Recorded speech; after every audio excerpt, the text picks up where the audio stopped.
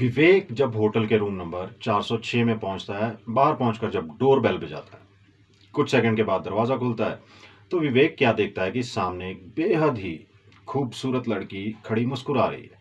विवेक को अंदर आने के लिए कहा जाता है। जैसे ही विवेक अंदर पहुंचता है, अंदर और दो लड़कियां खड़ी थी, जो काफी कम वस्त्रों में उस वक्त वहां पर मौजूद थी। दोनों के हाथों में शराब के गिलास थे। वो भी विवेक को देख के मुस्कुराती हैं। विवेक उन्हें हेलो करता है। और जैसे ही विवेक अंदर पहुंचता है, तो उनमें से एक लड़की विवेक से कहती है, ऐसे नहीं, वहीं से अपने कपड़े उतारते हुए आप अंदर आइए। विवेक को बड़ा आश्चर्य होता है, लेकिन विवेक को तो उनकी बात माननी ही थी। जैसे वो कहती हैं, उसी प्रकार से अपने वस्त्र उतारते हुए, अपने कपड़े उतारते हुए वो आगे की ओर बढ़ने लगता है। और फिर, हेलो दोस्तों, कैसे हैं आप सब? आशा करता हूँ आप सब अच्छे से होंगे। हमेशा जिंदगी में अच्छे काम करने चाहिए और अच्छे रास्ते पर चलना चाहिए। अगर अभी तक आपने चैनल को सब्सक्राइब नहीं किया है, तो प्लीज़ अभी सब्सक्राइब कर लीजिए। बेल आइकन प्रेस करना बिल्कुल भी ना भूलें। और वीडियो को लाइक जरूर करें दोस्तों। और कमेंट में जरूर बताइएगा कि आप ये कहानी कहाँ से सुन रहे हैं। अपने गांव, अपने शहर, अपने प्रदेश का नाम जरूर बता के जाइए। चलिए दोस्तों, चलते हैं कहानी पर। दोस्तों, आज की कहानी एक ऐसे लड़के की है जिससे इस कहानी को सुनने के बाद बहुत से लड़के इस कहानी से, इस मामले से खुद को रिलेट करेंगे। वो जो टीन एज से गुजर रहे हैं, जो युवा हैं। आजकल बहुत से अखबारों में या इंटरनेट पर आपने भी काफ़ी सारे ऐसे विज्ञापन देखे हैं होंगे जो ये दावा करते हैं कि हमारे क्लब के मेंबर बन जाइए और लड़कियों के साथ, महिलाओं के साथ फन कीजिए और अच्छे पैसे कमाइए। ऐसे विज्ञापन आए दिनों अखबारों में, इंटरनेट पर छपते रहते हैं, जिसमें उसके लिए 2 या 5,000 रुपये कुछ एंट्री फीस मांगी जाती है और उसके बाद उनको बड़े बड़े सपने दिखाए जाते हैं कि आपको हम कस्टमर्स के पास भेजेंगे, आपको बस अपनी सर्विस देनी है और आपको हम अच्छा खासा पैसा देंगे। लड़के तो बहुत खुश हो जाते हैं कि मजे का मजा और पैसे का पैसा। खैर, ये बात अलग है कि इस सब में कितनी सच्चाई है, ये सब आपको आज इस इंटरेस्टिंग कहानी में पता चलेगा। तो आज की कहानी शुरू करते हैं। विवेक उत्तर प्रदेश के गोरखपुर जिले का रहने वाला लड़का, जिसकी 6 फीट हाइट, देखने में बहुत सुंदर, गोरा चिट्टा, स्मार्ट लड़का था, जिसका सपना था मॉडलिंग करने का। मॉडलिंग करने के लिए अपनी ग्रेजुएशन की पढ़ाई करने के बाद दिल्ली का रुख करता है। अब दिल्ली तो पहुंच जाता है और उसके बाद सफर शुरू होता है स्ट्रगल करने का। ऑफिस दर ऑफिस, एजेंसी दर एजेंसी जाना, घूमना। अब नए लड़कों और नई लड़कियों को इस फील्ड में कितना स्ट्रगल करना पड़ता है, ये सब तो हम और आप बखूबी समझते हैं। प्रशांत को काफी मेहनत करने के बाद भी बस छोटे मोटे काम ही मिल पा रहे थे। वो बस 1,000, 2,000, 5,000 के 2-4 असाइनमेंट ही कर पाया था। उसे दिल्ली में आए हुए 3 महीने हो चुके थे, लेकिन कुछ उसका काम बन नहीं पा रहा था, जिस कारण सरवाइव करना भी मुश्किल हो गया था। कहीं पर एक विज्ञापन देखने के बाद वो एक एजेंसी में पहुंचता है। उस एजेंसी में जाने के बाद अपना पोर्टफोलियो जब दिखाता है, तो जो एजेंसी होती है वो उससे कहती है कि आपका पोर्टफोलियो उतना दमदार नहीं है, आपके पोर्टफोलियो को सुधारने की जरूरत है, इसे और अच्छा करना पड़ेगा, आपकी पिक्स बनानी पड़ेंगी, आपके वीडियोस बनाने पड़ेंगे, आपकी ग्रूमिंग क्लासेस भी होंगी और उसके बाद आपका पोर्टफोलियो कुछ दमदार बनेगा और शायद उसके बाद आपको अच्छे असाइनमेंट्स, आपको अच्छे काम मिल पाए। और ये सब करने के लिए आपको 50,000 रुपये खर्च करने होंगे। 50,000 रुपये की जो फीस है आपको पे करनी पड़ेगी। अब विवेक तो यहाँ 1,000 रुपये के लिए भी मोहताज था, 50,000 कहाँ से लाता। वहां से निराश होकर के लौट आता। लौट आने के बाद 10-12 दिन उसके इसी तरह से गुजर जाते हैं।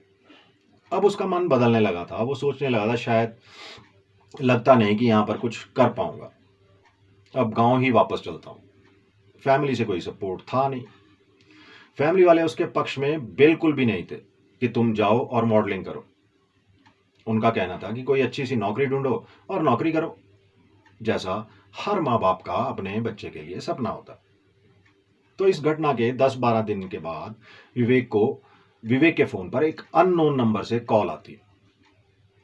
विवेक कॉल रिसीव करता है तो उधर से एक बहुत ही प्यारी सी आवाज़ में एक लेडीज़ उससे कहती है, hello, can I speak to mister Vivek? Vivek कहता है, हाँ जी, बोल रहा हूँ, बोलिए। वो बताती है कि मैं उसी एजेंसी से बात कर रही हूँ जहाँ पर उस दिन विवेक गया था और विवेक को कहा गया था कि आप अपना पोर्टफोलियो अच्छा करवा लीजिए, तो आपको आगे काम मिल सकता है। वो कहती है कि अगर आप इंटरेस्टेड हैं तो क्या हम आपको काम दिलवाएं? तो विवेक उस मैडम से भी वही कहता है कि मैडम, मेरे पास तो इतने पैसे अगर होते तो आपको फ़ोन करने की आवश्यकता ही क्या थी, मैं तो खुद ही आपके पास आ जाता। ये बात सुनने के बाद उस तरफ जो महिला होती है वो विवेक से कहती है कि देखिए, आप एक बार फिर से हमारे ऑफिस आइए, हमसे मीटिंग कीजिए, हम आपको रास्ते बताएंगे कि कैसे आप पैसे कमा सकते हैं और आप पैसे कमा के कैसे अपना पोर्टफोलियो बनवा सकते हैं। इससे आपकी एक्स्ट्रा इनकम भी हो जाएगी और आप अपना पोर्टफोलियो भी बनवा पाएंगे। बाद में आप अपनी मेडिकल मॉडलिंग के करियर को कंटिन्यू कर सकते हैं। इस तरह आपके पास इनकम का एक साधन भी हो जाएगा और आप अपने मॉडलिंग करियर को भी कंटिन्यू कर सकते हैं। अब विवेक पूछता है कि मैडम, मुझे क्या काम करना होगा? तो मैडम कहती हैं कि पहले आप ऑफिस आइए, मुझसे मिलिए, फिर दिव्या मैडम से मिल लीजिए। विवेक कहता है ठीक है।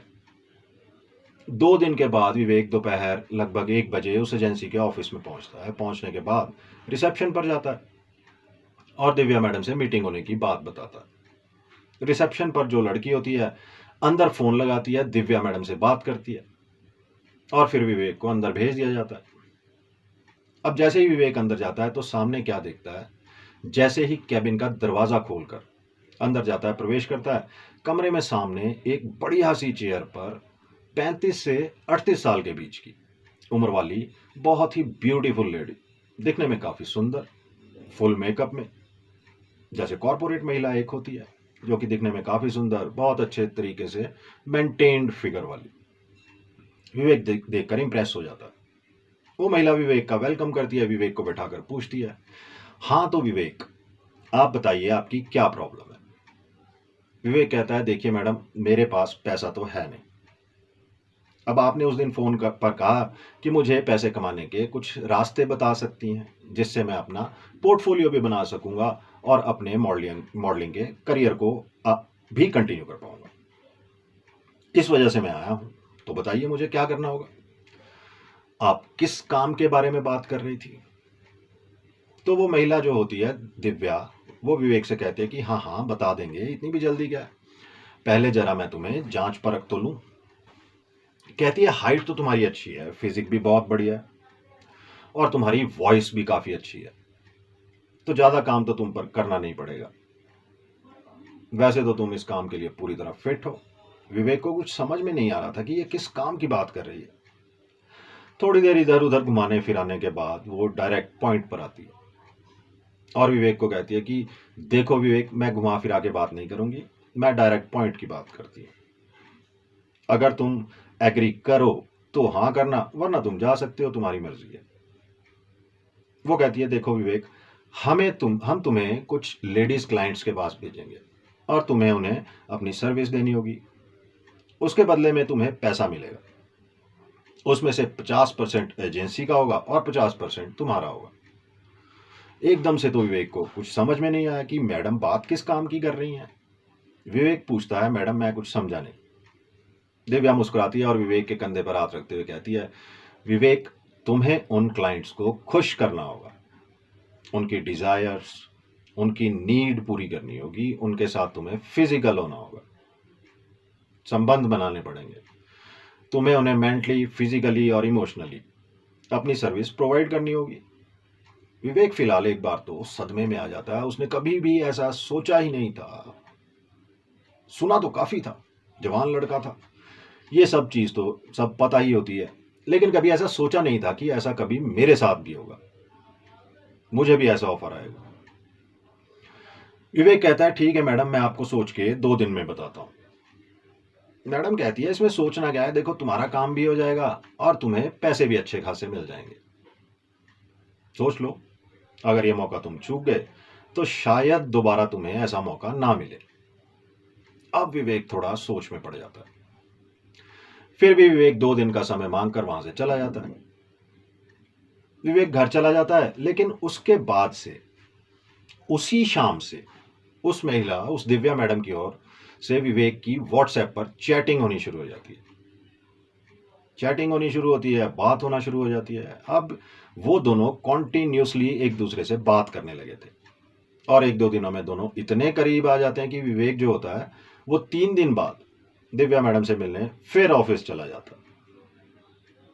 और ये काम वाली बात फिलहाल ये तो साइड में ही रह जाती है, दिव्या मैडम के साथ ही वो इतना इन्वॉल्व हो जाता है, 4-5 दिनों में ही इतनी नज़दीकियां उनकी बढ़ जाती हैं कि दिव्या मैडम के साथ ही विवेक जो है वो फिजिकल हो जाता है, दिव्या मैडम के साथ संबंध बना लेता है, उसके बिस्तर तक पहुंच जाता है। यहां तक उनका रिलेशनशिप 4-5 दिन में ही पहुंच चुका था। उसके बाद 15-20 दिन, 1 महीने तक यही सिलसिला चलता रहा। और फिर एक दिन दिव्या मैडम वो विवेक से कहती हैं, विवेक अब तुम पूरी तरीके से तैयार हो इस काम के लिए, मैंने तुम्हें अच्छे से जांच परख लिया है, तुम बहुत लंबी रेस के घोड़े हो। अब विवेक को भी किसी प्रकार की झिझक, किसी प्रकार का डर रह नहीं गया था, क्योंकि वो भी दिव्या मैडम से पूरी तरह खुल चुका था। उसे जो भी डर, जो भी शंकाएं उसके मन में थी, वो सारी दूर हो चुकी थी। और पैसे की जरूरत तो विवेक को थी ही, वो दिल्ली जैसे शहर में सरवाइव ही नहीं कर पा रहा था। तो फिर विवेक काम करने के लिए हां कर देता। दिव्या उसे बताती है कि तुम्हें जब भी हम मीटिंग के लिए भेजेंगे तो तुम्हें वहां पर बिल्कुल वेल ड्रेसअप होकर, फुल ग्रूम होकर और पूरा एकदम हाइजीनिक होके, पूरा हाइजीन मेंटेन करना होगा, पूरी साफ सफाई, अंदर बाहर सब कुछ एकदम चिकना, पूरा साफ सफाई करके एकदम हाइजीनिक बन के आपको क्लाइंट के पास जाना होगा। आप वेल ड्रेसअप होने चाहिए, आपके फ्रेग्रेंस अच्छा लगा होना चाहिए, परफ्यूम अच्छा होना चाहिए, आपके बाल एकदम बने हुए होने चाहिए। इस प्रकार से आपको क्लाइंट के पास जाना है और क्लाइंट आपको जो भी कहे, क्लाइंट की हर नीड, हर जरूरत आपको पूरी करनी है, क्योंकि वो आपको इस चीज के लिए पे कर रहा है, पैसे दे रहा है। और इसमें से जो आधे पैसे होंगे, 50% कंपनी का होगा, 50% आपका होगा। अगले दिन विवेक को एक मीटिंग दी जाती है। विवेक एक 5 स्टार होटल में एक आलीशान कमरे में जब पहुंचता है, डोरबेल बजाता है। एक महिला होती है लगभग 40 से 45 वर्ष की, दरवाजा खोलती है। उन्होंने नाइटी पहनी हुई थी और हाथ में उनके पैक था।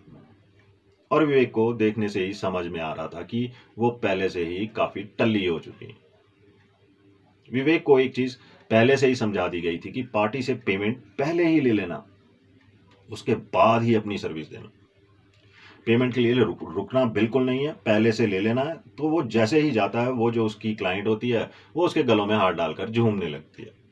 विवेक कहता है, मैडम सॉरी, पहले आप मेरा पेमेंट कर दीजिए, मुझे कंपनी से ऐसा ऑर्डर है कि मुझे पहले पेमेंट लेना है। 10,000 में डील हुई थी। वो महिला अपने पर्स से 10,000 निकाल के विवेक के हाथ में रख देती है। विवेक 10,000 रुपए अपने पॉकेट में रख लेता है। उसके बाद फिर वो विवेक को ड्रिंक ऑफर करती है। विवेक ड्रिंक लेता है और उसके बाद फिर दोनों एंजॉय करना शुरू करते हैं। वो उसकी सारी नीड्स पूरी करता है, उसके साथ संबंध बनाता है, जो जो उसकी नीड, जैसे जैसे वो कहती है, विवेक उनको सारी रात वैसी ही सर्विस देता है। सुबह होने के बाद जाने से पहले वो मैडम जो होती है विवेक के हाथ में 5,000 रुपए टिप रख देती है। विवेक की तो खुशी का ठिकाना ही नहीं था कि जितना मैंने उससे कमाया है उतनी ही मुझे टिप भी मिल गई, ये तो वाकई बढ़िया काम है। इस प्रकार से अगर चलता रहा तो मैं यहां से अच्छा खासा पैसा कमा लूंगा और मैं अपने आगे के सपने, जो कि मॉडलिंग के है, वो पूरे कर सकूंगा। विवेक बहुत खुश हो जाता है। विवेक वापस चला जाता है, आधे पैसे कंपनी में ट्रांसफर कर देता है। अब 10,000 विवेक के पास आ गए थे। अब विवेक को हर एक दिन में, 2 दिन में, कभी कभी एक दिन में 2-2 मीटिंग्स भी मिलने लगी। विवेक इसी प्रकार जाता और अपने क्लाइंट्स की नीड पूरी करता, पैसे कमाता और टिप भी मिलती। विवेक की जिंदगी अब ऐश से कट रही थी। लेकिन अब यहां से विवेक को भी नशे की आदत पड़ने लग गई थी, क्योंकि वो जहां जाता था वो सारे लोग नशा करते, शराब पीते, सिगरेट्स होती, ड्रग्स भी शामिल हो चुका था। और इस खेल में ड्रग्स वाले क्लाइंट्स भी उसको मिलने लगे थे, जो कि लाइंस खींचते, तरह तरह के अलग अलग प्रकार के ड्रग्स वो इस्तेमाल करते थे और विवेक को भी फोर्स करते इस्तेमाल करने के लिए। विवेक को करना पड़ता था, क्योंकि इस बिजनेस में क्लाइंट को नाराज नहीं कर सकते। उन्होंने जो भी कहा है वो तुमको करना ही पड़ेगा, ऐसे उसको इंस्ट्रक्शंस थे, उसके एग्रीमेंट में ऐसा लिखा हुआ था। अब विवेक भी ये सब करने लगा। अब होता क्या है, 15-20 दिन के बाद विवेक को ऐसी मीटिंग मिलती है जिसमें कपल इन्वॉल्व था, मतलब एक कपल ने बुलाया था। विवेक जब होटल में पहुंचा और जब रूम में पहुंचा तो क्या देखता है कि दोनों हस्बैंड वाइफ हैं। उन्होंने विवेक को बुक किया। जब विवेक जाता है तो वो जो उनका जो हस्बैंड होता है वो भी ड्रिंक किया हुआ था, वो महिला भी ड्रिंक ली हुई थी। विवेक को भी ड्रिंक लेना होता है, विवेक भी पीता है। उसके बाद उसका जो हस्बैंड होता है वो विवेक को कहता है कि अब जाओ, तुम मेरी वाइफ के साथ करो और ऐसा करो कि मेरी वाइफ को मजा आ जाए, मैं बैठ के देखूंगा। विवेक को बड़ा आश्चर्य होता है और बहुत झिझक सी हो रही थी कि ऐसे कैसे किसी के सामने, मतलब हस्बैंड के सामने ही उसकी वाइफ के साथ ऐसे कैसे ये मुझे करने को बोल सकता है। पर जितने तरह के लोग हैं उतने प्रकार के दिमाग हैं, उतने प्रकार की सनक है, वैसे ही ठरकी हैं। कुछ विचित्र प्रकार के ठरकी लोग भी दुनिया में हैं। ये भी एक ठरकी है कि अपने सामने अपने वाइफ को किसी और के साथ भेज रहे हैं, खुद बैठ के करवा रहे हैं। तो ये क्या है, इसे भी एक तरह की ठरकी कहेंगे। तो विवेक चला जाता है और विवेक अपना काम शुरू करता है और ये जो हस्बैंड होता है ये बैठ के देख रहा होता है। आधा एक घंटे के बाद, एंजॉय करने के बाद, देखने के बाद अब वो कहता है कि अब मैं भी ज्वाइन करूंगा। विवेक को फिर आश्चर्य होता है कि यार ये क्या किस्सा है, मतलब ज्वाइन, साहब भी ज्वाइन करेंगे। कहता है कि हाँ, मैं भी तुम्हारे साथ ज्वाइन करूंगा और हम दोनों मिलकर मतलब इनके साथ करेंगे। वो भी ज्वाइन कर लेता है। अब होता है कि जैसा जैसा वो चाहते विवेक करता जाता है। मतलब इस प्रकार से अलग अलग अनुभव विवेक के साथ हो रहे थे और विवेक काफी खुश था। इधर दिव्या के साथ भी खुश था और इधर ये सब भी चल रहा था। विवेक अच्छे पैसे कमा रहा था। विवेक के बताए मुताबिक वो महीने के कम से कम 1.5 से 2 लाख रुपए महीना इसी चीज से कमा रहा था, जो अलग अलग महिलाओं से शारीरिक संबंध बनाकर ऐश ले रहा था वो अलग। दोस्तों, एक चीज मैं आपको विशेष तौर पर अभी यहां बताना चाहता हूं कि इस कहानी को आप काल्पनिक ना समझिए। ये उस लड़के द्वारा दिया गया एक बड़े चैनल पर इंटरव्यू है। उस इंटरव्यू को ही मैं आपको कहानी की शक्ल में यहां सुना रहा हूं। उस इंटरव्यू में उस लड़के ने कैसे कैसे किया और क्या क्या उसने फेस किया, उसको क्या क्या प्रॉब्लम्स आगे आई। ठीक है, चलिए अब आगे बढ़ते हैं। उसके बाद होता क्या है कि कुछ दिन बाद विवेक को 2-3 महीने अभी उसको हो चुके थे काम करते हुए। 3 महीने में उसने अच्छे खासे 4-5 लाख रुपए कमा लिए थे। लेकिन जो 4-5 लाख रुपए कमाए थे उसमें से एक बड़ा हिस्सा, लगभग 3 से 4 लाख तो वो खर्च कर चुका था। बड़ी मुश्किल से 3-4 महीने में 20-20 हजार करके 1 लाख रुपए तक वो अपने घर भेज पाया था। रीजन ये था कि उसको अपने भी इतना खर्चा करना पड़ता था, खुद पर भी। उसकी जिम हो गई, उसके प्रोटीन पाउडर्स वगैरह हो गए, उसका फैशन, उसको कपड़े अच्छे पहनने थे, उसको जूते अच्छे पहनने, उसको हर बार क्लाइंट के पास नया ड्रेस पहन कर जाना है, सब कुछ। मतलब खुद के एक्सपेंसेस इतने ज्यादा थे। अब उसने एक अच्छी जगह, वो बढ़िया फ्लैट किराए पर ले लिया था और अच्छी जगह फ्लैट लेके वो रहने लगा। मतलब अय्याशी करने लगा, ऐशो आराम की जिंदगी वो जीने लगा। अपने करियर को तो वो भूल ही गया था। इसमें ऐसा फंसा कि मॉडलिंग की तरफ उसने ध्यान ही देना छोड़ दिया। विवेक जो था वो, मतलब इनकी सर्विस सिर्फ होटल में नहीं होती थी, वो घरों में जाते थे, पार्टियों में जाते थे। और विवेक अकेला नहीं था, इस तरह के कई लड़के उस एजेंसी से जुड़े हुए थे। और जैसे ही विवेक ने जिस हिसाब से बताया तो उस एजेंसी की 350 से 400 महिलाएं उनकी क्लाइंट हैं, उस एजेंसी की जिन्हें वो सर्विस प्रोवाइड करती है। आम भाषा में कहूं तो औरतों और लड़कियों को लड़के सप्लाई करने का काम इस एजेंसी का था, जिसके बदले में ये एजेंसी कमीशन वसूला करती थी। तो ये होटल भी जाते थे, घर पर भी जाते थे, रिजॉर्ट, फार्म हाउस, हर जगह सर्विस देते थे। इसी प्रकार 3 महीने बाद एक ऐसी बुकिंग विवेक को मिली जिसमें प्रशांत को पूरे 50,000 रुपए मिलने, 1 लाख रुपए मिलने वाले थे। और वो एक फार्म हाउस था जिसमें विवेक को बुलाया गया था। विवेक जब उस फार्म हाउस में जाता है, पहुंचता है, और विवेक को बुक किया गया था 2 दिनों के लिए, मतलब 50,000 रुपए पर डे, और 2 दिनों में उसे 1 लाख रुपए मिलने थे। विवेक फार्म हाउस पहुंचता है। पहुंचने के बाद जब डोर बेल बजाता है, तो जब दरवाजा खोला जाता है तो वहां पर एक लड़की दरवाजा खोलती है, बेहद खूबसूरत एकदम। अब समझ लीजिए कि आप बहुत ही ज्यादा खूबसूरत थी। उम्र रही होगी 22 से 23 साल। विवेक को देखकर मुस्कुराती है, उसका वेलकम करती है। विवेक जैसे ही अंदर कदम रखता है, देखता क्या है कि वहां एक लड़की बेड पर और सोफे पर एक लड़की और बैठी, मतलब 2 लड़कियां और बैठी हैं। तीनों लड़कियां फुल रिलैक्सिंग मूड में हैं, कपड़े भी बेहद कम हैं। तीनों लड़कियों के हाथों में पैग थे और आधी तो वो पहले ही नशे में टुन्न हो चुकी थी। विवेक जैसे ही कमरे में एंटर करता है, आगे बढ़ने लगता है, तो सोफे पर बैठी हुई लड़की उसे रोक देती है और विवेक से कहती है, ऐसे नहीं, वहीं से अपने कपड़े उतारना स्टार्ट कीजिए, और वहां से अपना एक एक कपड़ा उतारते हुए आप यहां तक आइए। विवेक को थोड़ा संकोच तो होता है, पर यह तो उसका रोज का काम हो गया था। विवेक वैसा ही करता है, शर्ट उतारता है, आगे पैंट, फिर वेस्ट। अब विवेक सिर्फ अपने अंडरवेयर में होता है और अंडरवेयर में ही जाकर वो सोफे पर बैठ जाता है। विवेक को शराब का पैक बनाकर दिया जाता है, विवेक पैक लेता है, फिर दूसरा, फिर तीसरा। अब तक विवेक अच्छा खासा नशे में हो चुका था। इसके बाद वो लड़कियां जो थी वो ड्रग्स की लाइंस खींचना शुरू करती है। विवेक को भी फोर्स किया जाता है, और जब विवेक मना करता है तो उनमें से जो एक लड़की थी वो खींच के विवेक के गाल पर एक तमाचा जड़ देती है। विवेक हक्का बक्का हो जाता है कि यार ये क्या हो गया।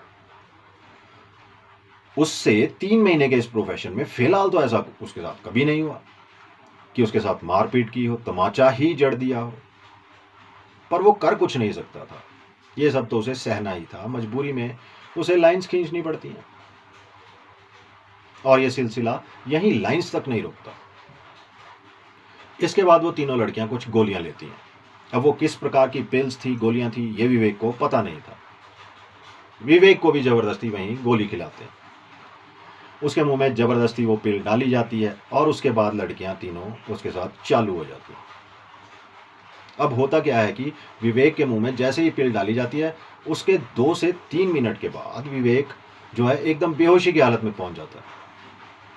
मतलब वो पूरी तरह से बेहोश भी नहीं था और वो पूरी तरह से होश में भी नहीं था। उसकी आंखें खुली हुई थी, उसे सब पता चल रहा था क्या हो रहा है, क्या चल रहा है, लेकिन वो रिएक्ट नहीं कर पा रहा था, वो हाथ पैर नहीं हिला पा रहा था। ऐसी उसकी स्थिति हो गई थी, और ऐसी उसकी हालत होने के बाद वहां पर क्या होता है कि वो जो लड़कियां होती हैं वो उसके साथ अपनी मनमानी करती है, जैसा उनके मन में आता है उसके साथ उसको उस प्रकार से भोगती है, उसके साथ संबंध बनाती है। एक के बाद एक विवेक की हालत खराब हो जाती है। लेकिन विवेक को अभी अंदाजा भी नहीं था कि ये तो कुछ भी नहीं है। अब उसके साथ आगे जो होने वाला है ये विवेक ने कभी सोचा भी नहीं था। उनमें से एक लड़की जो होती है जाती है, अपने बैग में हाथ डालती है और अपने बैग में से कुछ सामान निकाल करके लेके आती है। वो सामान क्या था? वो सामान होता है मेल सेक्स टॉय। जो ऐसे ठरकी लोग जो होते हैं वो ऐसे ऐसे गंदे कामों में उस चीज का इस्तेमाल करते हैं। मेल सेक्स टॉय मतलब कृत्रिम लिंग। कृत्रिम लिंग ये एक आर्टिफिशियल सेक्स टॉय है जिसको लड़कियां इस्तेमाल करती हैं। सामान्यतः ये सिलिकॉन, रबड़ से बनाया जाता है। इसके अलावा शरीर के लिए सुरक्षित पदार्थ जैसे टिटेनियम, एल्युमिनियम व कांच से भी इसका निर्माण किया जाता है। इसको इस तरह से बनाया जाता है ताकि ये महिला के जी स्पॉट को उत्तेजित कर सके। इसमें 2 तरह के कृत्रिम लिंग को बनाया जाता है, जिसमें पहले वाले को थोड़ा लचीला बनाते हैं, जो एनल और योनि में प्रवेश करने के लिए बनाया जाता है, जबकि दूसरे वाले में पहनने के लिए ऐसे बेल्ट लगाए जाते हैं जिसे पहनकर महिला किसी दूसरी महिला साथी के साथ इसका प्रयोग कर सकती है। आप समझ रहे होंगे। वैसा ही होता है मेल सेक्स टॉय, वो लेकर आती है और पहनती है, और पहनने के बाद पीछे से विवेक के साथ वो काम शुरू हो जाता है, यानी कि उसके साथ अननेचुरल काम करना शुरू कर देती है। जैसे ही विवेक रिएक्ट करता है, उसकी बॉडी थोड़ी सी रिएक्ट करने लायक होती है, उसके मुंह में फिर से वही गोली डाल दी जाती है। तो विवेक चाहकर भी हिल नहीं पा रहा था, और वो तीनों लड़कियां बारी बारी से विवेक के साथ वो मेल सेक्स टॉय पहनकर एक के बाद एक विवेक के साथ कंटिन्यू करके विवेक की हालत खराब कर देती है। कभी खुद विवेक के साथ वो सब करती हैं नेचुरली, जैसा होता है लड़का लड़की में, और कभी कभी अननेचुरली, जो पीछे से होता है। मेल टॉय का काम वो जैसे ही विवेक के साथ करती, जैसे पुरुष अपने लिंग को महिला की योनि में डालकर करता है, ठीक उसी तरीके से विवेक के पीछे से डालकर करती। इस प्रकार 2 दिन तक विवेक के साथ ऐसा व्यवहार किया गया कि विवेक को उसकी नानी याद आ गई। विवेक ने सपने में भी नहीं सोचा था कि इस प्रकार उसके साथ इतना गंदा काम और इस प्रकार की हरकत उसके साथ कभी हो सकती है। ये समझ के चलिए कि बस बड़ी मुश्किल से विवेक जिंदा बच पाया। विवेक जिंदा तो था, पर उसकी रिएक्ट करने की हालत नहीं थी। 2 दिन पूरे होने के बाद वो तीनों लड़कियां विवेक को उसी हालत में छोड़कर निकल जाती हैं। कुछ घंटे बाद जब विवेक को होश आता है, तो विवेक जो था वो चलने की हालत में तो था ही नहीं। बड़ी मुश्किल से वो खुद को संभालता है। 1-1.5 घंटा वहां पर उसी हालत में होश आने के बाद भी वहीं पड़ा रहता है, और उसके बाद फिर वो वहां से निकलता है, और निकलने के बाद दिव्या को फोन लगाता है और उसे सारी बात बताता है। तो दिव्या उससे कहती है कि अब जो हुआ उसे भूल जाओ, ये सब तो चलता ही रहता है, और ये तो तुम्हारा काम है, तुम्हें तो ये सब सहना ही पड़ेगा, करना ही पड़ेगा। विवेक इसके लिए जब मना करता है, तो जो दिव्या होती है वो उसे ब्लैकमेल करने लगती है कि अगर ऐसा होगा, अगर तुमने ये काम छोड़ना चाहा या इस बारे में कहीं कुछ बात करने की कोशिश की, तो तुम्हें फंसा दिया जाएगा, और तुम मॉडल बनने आए हो, तुम्हें कहीं काम नहीं मिलने दिया जाएगा। हमारी पहुंच बहुत ऊपर तक है, जितने लोग हमारे क्लाइंट हैं वो बहुत बड़े बड़े लोग हैं, तुम किसी का कुछ नहीं बिगाड़ पाओगे, हम तुम्हें काम तक नहीं मिलने देंगे, और जितनी तुम्हारी हमारी व्हाट्सएप चैट्स हैं वो सारी हम तुम्हारे घर में दिखा देंगे, तुम्हारे घर में भी तुम्हें हम कहीं का नहीं छोड़ेंगे। दिव्या ने जब उससे संबंध बनाए थे, तो उससे प्यार में, दोस्ती में, फ्रेंडशिप रिलेशन में उसके घर की सारी डिटेल, सारी कुंडली उसने पहले ही अपने पास लेकर रख चुकी थी। विवेक अब बुरी तरह से फंस चुका था, लेकिन अब वो ये काम करना नहीं चाहता था। बड़ी मुश्किल से विवेक इन प्रॉब्लम से निकला। उसे कहीं से एक सज्जन वकील साहब के बारे में पता चला, और उसने वकील साहब को अपनी सारी कहानी सुनाई। इसके बाद उस कंपनी को विवेक की तरफ से एक लीगल नोटिस भेजा जाता है। तो ये जो दिव्या वाली कंपनी होती है, जो एजेंसी होती है, ये लोग बुरी तरीके से डर जाते हैं, क्योंकि भले ये विवेक को ब्लैकमेल कर रहे थे, डरा रहे थे, लेकिन इनका भी कोई काम धंधा लीगल तो था नहीं। अगर ये फंसते तो बहुत बुरी तरीके से इनकी बैंड बच जाती। इसलिए ये लोग डर की वजह से विवेक का पीछा छोड़ देते हैं। अब इस इंसिडेंट को काफी समय हो चुका है, तब से लेकर अब तक उन लोगों ने विवेक से कोई संपर्क नहीं किया, और विवेक अभी सदमे से उभरने की कोशिश में ही है। तो दोस्तों, देखा आपने आज हर जगह हमारा समाज का स्तर घटिया पने के इस स्तर तक पहुंच चुका कि क्या नहीं हो रहा है समाज में। और जितने ज्यादा पैसे वाले, जितने ज्यादा रईस, उतनी ही घटिया शौक इनके, बहुत ज्यादा गंदगी है। ऐसा काम हमारे जैसे साधारण इंसान तो ये काम करते ही नहीं। इस प्रकार के काम करने का मतलब, जितने रईस, जितने पैसे वाले होते हैं, वो कहते हैं ना, पैसा आता है साथ में इंसान का दिमाग भी खराब हो जाता है। तो फुल अय्याशी, ये सब पता नहीं किस और समाज जा रहा है। इसीलिए दोस्तों, सजग रहना चाहिए, सावधान रहना चाहिए, अपने परिवार का ध्यान रखिए। अपने बच्चों पर विशेष करके ध्यान रखिए, कहीं किसी गलत संगत में ना पड़ जाए और किसी गलत रास्ते पर ना चले जाएं। तो दोस्तों, कहानी आपको कैसी लगी? ये एक सच्ची घटना है। प्लीज़ कमेंट में आप कहाँ से इस कहानी को आपने सुना, आप ज़रूर बताइएगा। चैनल को सब्सक्राइब कीजिए, वीडियो को लाइक कीजिए। मिलते हैं एक और नई सच्ची कहानी के साथ। तब तक अपना बहुत सा ध्यान रखिए। धन्यवाद। जिंदगी जिंदाबाद।